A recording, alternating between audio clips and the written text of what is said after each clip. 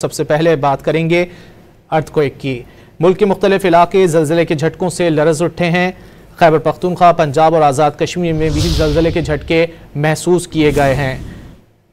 Lahore, Rawalpindi, Malakand, Swat, Shangla, Chitral, Abbottabad, Mardan, Mohammad, Swabi, lower दीर में भी ज़लज़ले के शदीद झटके महसूस हुए हैं।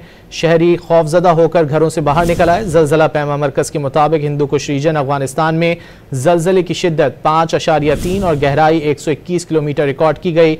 मरकज़ बगलान अफगानिस्तान से 167 किलोमीटर मशरिक में था। मुल्क के मुख्तलिफ इलाके ज़लज़ले के झटकों से लरज़ उठे हैं।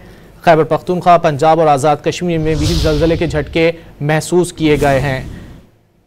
लाहौर, रावलपिंडी, मालाकंड, सवात, शांगला, चित्राल, एबटाबाद, मर्दान, मोहम्मद, सवाबी, लोअर दीर में भी ज़लज़ले के शदीद झटके महसूस हुए हैं।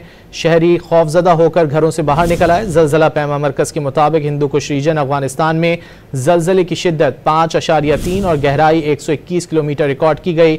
मरकज़ बगलान अफगानिस्तान से 167 किलोमीटर मशरिक में था।